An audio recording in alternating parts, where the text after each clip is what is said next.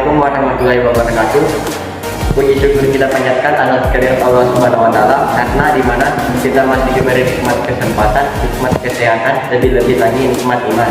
Salawat serta salam tak lupa pula kita kirimkan kepada junjungan Nabi Muhammad SAW, di mana Nabi yang telah mengantarkan kita dari zaman kegelapan menuju zaman terang benderang seperti sekarang ini. Baik, saya akan mempresentasikan apa yang menjadi pagi hari ini, yaitu laporan hasil diskusi pengembangan perencanaan sistem pembelajaran. Sebagaimana saya sebagai sub pertama, jadi saya akan menjelaskan tentang sub saya, yaitu sistem perencanaan pembelajaran. Baik, pengertian perencanaan pembelajaran. Nana Sugian mendefinisikan perencanaan pembelajaran sebagai kegiatan memproyeksikan tindakan apa yang akan dilaksanakan dalam suatu pembelajaran, yaitu dengan mengkoordinasikan komponen-komponen pembelajaran sehingga arah kegiatan, isi kegiatan, cara penyampaian kegiatan, serta bagaimana mengukurnya menjadi jelas dan sistematis. B. Tujuan perencanaan pembelajaran. Tujuan perencanaan pembelajaran ialah untuk menguasai sepenuhnya bahan dan materi ajar, metode dan penggunaan alat dan perlengkapan pembelajaran, menyampaikan kurikulum atas dasar bahasan dan mengelola alokasi waktu yang tersedia dan membelajarkan siswa sesuai yang diprogramkan. C. Fungsi perencanaan pembelajaran. Fungsi perencanaan pembelajaran terdiri dari 6 poin. Di antaranya ialah memberi guru pemahaman yang lebih jelas dengan tujuan pendidikan sekolah dan hubungannya dengan pembelajaran yang dilakukan siswa untuk mencapai tujuan itu. Yang kedua, membantu guru memperjelas pemikiran tentang sumbangan pembelajarannya terhadap pencapaian tujuan pendidikan. Yang ketiga, menambah kegiatan guru atas nilai-nilai pembelajaran yang diberikan dan prosedur yang digunakan. Yang keempat, kegiatan bersifat trial dan error dalam mengajar, membantu guru dalam rangka mengenal kebutuhan siswa, minat siswa, dan mendorong motivasi belajar pada siswa. Yang kelima, mengurangi kekurangan adanya organisasi yang baik dan metode yang tepat. Yang keenam, membantu guru memelihara kegairahan mengajar dan senantiasa memberikan bahan-bahan yang terbaru kepada siswa. D. Prinsip perencanaan pembelajaran. Prinsip perencanaan pembelajaran antara lain yang pertama yaitu rencana yang dibuat harus disesuaikan dengan tersedianya sumber-sumber perencanaan pembelajaran. Yang kedua, organisasi pembelajaran harus senantiasa memperhatikan situasi dan kondisi masyarakat sekolah. Yang ketiga, guru selaku pengelola pembelajaran harus melaksanakan tugas dan fungsinya dengan tanggung jawab. Yang keempat, faktor manusia selaku anggota organisasi senantiasa dihadapkan pada keterbatasan. Adapun unsur-unsur yang terlibat dalam perencanaan pembelajaran yaitu yang pertama guru, yang kedua siswa, yang ketiga kurikulum, yang keempat media, yang kelima sumber bahan ajar, dan yang terakhir adalah evaluasi hasil belajar. Mungkin saja itu yang sempat saya paparkan, dan saya akan lemparkan kepada rekan saya Eka Rizwati. Saya akan melanjutkan hasil diskusi kami yang kami masukkan dalam laporan, di mana saya bertanggung jawab pada sub 2 yang berbunyi dasar pengembangan sistem perencanaan. Dalam dasar pengembangan sistem perencanaan berkenaan cara penerapan metode atau bahan ajar yang akan dimasukkan ke dalam perencanaan pembelajaran yang sistematis dan logis. Dalam penerapan metode itu ada 2 prosedur yang dilakukan dan berdasar pada yang pertama empiris, yang memberikan kegiatan observasi kurikulum yang pernah atau berlaku pada saat itu, sehingga memperoleh data berdasarkan pengalaman, mengobservasi melalui studi banding atau dengan penelitian. Kemudian yang kedua, prinsip yang telah diuji. Di dalamnya ada pengamatan kurikulum yang sistematis dan terarah agar bahan ajar yang ditentukan bisa mudah untuk dipraktikkan. Selain itu, dasar pengembangan sistem pembelajaran diikuti pula dengan guru sekolah, pengarang, ahli pendidikan dan ahli psikologi, dan yang terakhir developer dan desainer.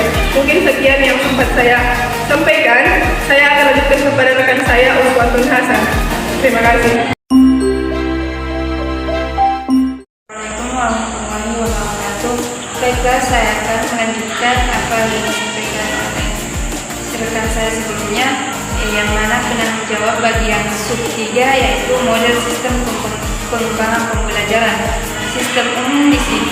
Secara umum, istilah model diartikan sebagai kerangka konseptual yang digunakan sebagai pedoman. Dalam pengertian lain, model juga diartikan sebagai barang atau benda tiruan dari benda sesungguhnya. Sedangkan model pembelajaran adalah kerangka konseptual yang melukiskan prosedur yang sistematis dalam mengorganisasikan pengalaman belajar untuk mencapai tujuan belajar tertentu. Dalam desain pembelajaran dikenal beberapa model yang dikemukakan oleh beberapa ahli secara umum. Yang pertama, model pengembangan sistem berorientasi model pengembangan sistem pembelajaran yang berorientasi pada kelas, yang mana ditujukan untuk mendesain pembelajaran level mikro atau kelas, menyiapkan pembelajaran yang menyenangkan dan menantang. Yang kedua, model pengembangan sistem pembelajaran yang berorientasi pada hasil produk. Model desain pembelajaran untuk menghasilkan suatu produk, biasanya media pembelajaran, misalnya video pembelajaran, multimedia pembelajaran, atau modul. Yang ketiga, model pengembangan sistem pembelajaran yang berorientasi pada sistem, yaitu model desain pembelajaran untuk menghasilkan suatu sistem pembelajaran yang cukupannya luas, seperti desain sistem suatu pelatihan kurikulum sekolah. Contohnya adalah model array sistem pembelajaran input, proses, atau output. Yang keempat, model pembelajaran sistem yang berorientasi pada kompetensi, yang mana kompetensi adalah kemampuan bersikap, berpikir, dan bertindak secara konsisten sebagai perwujudan dari pengetahuan sikap dan keterampilan yang dimiliki peserta didik. Model ini biasa disebut dengan model desain sistem instruksional berorientasi pencapaian kompetensi, yaitu gambaran proses rancangan sistematis tentang pengembangan pembelajaran yang baik. Itulah yang dapat saya sampaikan. Sekian, wabillahi taufiq wal hidayah. Wassalamualaikum warahmatullahi wabarakatuh. Selanjutnya saya akan melanjutkan pembahasan dari saudari Uswatun Hasanah, di mana saya bertanggung jawab pada keempat komponen perencanaan pembelajaran. Terdapat 6 komponen utama yang harus ada dalam membuat rencana pembelajaran, yaitu yang pertama, tujuan pembelajaran. Tujuan pembelajaran merupakan komponen pertama dalam perencanaan pembelajaran. Tujuan mengawali komponen lainnya dalam perencanaan pembelajaran. Tujuan harus jelas, karena dengan tujuan yang jelas guru dapat memproyeksikan hasil belajar yang harus dicapai setelah anak belajar. Yang kedua, isi atau materi pembelajaran. Materi pembelajaran merupakan unsur belajar yang penting mendapat perhatian dari guru. Materi pelajaran merupakan medium untuk mencapai tujuan pembelajaran yang dikonsumsi oleh siswa. Yang ketiga, kegiatan belajar mengajar, di mana kegiatan belajar mengajar ini terdiri menjadi 3. Yang pertama, pendahuluan, kegiatan awal pada suatu pertemuan pembelajaran yang dapat membangkitkan situasi serta perhatian peserta didiknya. Yang kedua, inti, yaitu proses pembelajaran untuk mencapai kompetensi dasar. Yang ketiga, penutup, yaitu kegiatan yang terlaksana dalam mengakhiri aktivitas pembelajaran. Yang keempat, metode. Metode adalah satu cara yang dipergunakan untuk mencapai tujuan yang telah ditetapkan. Adapun macam-macam metode yang dapat dipakai dalam proses pembelajaran, yaitu metode ceramah, tanya jawab, diskusi, demonstrasi, kisah atau cerita, simulasi, praktek, kerja kelompok, dan penguasaan. Yang kelima, media dan sumber. Media adalah segala sesuatu yang dapat menyampaikan dan menyalurkan pesan dari sumber secara terencana. Sedangkan sumber belajar adalah segala sesuatu yang dapat dipergunakan sebagai tempat di mana materi dan sumber belajar terdapat. Media dan sumber belajar merupakan faktor yang terus dipertimbangkan dalam merencanakan pembelajaran. Media dan sumber belajar yang dipilih harus dalam kegiatan yang diorganisasikan.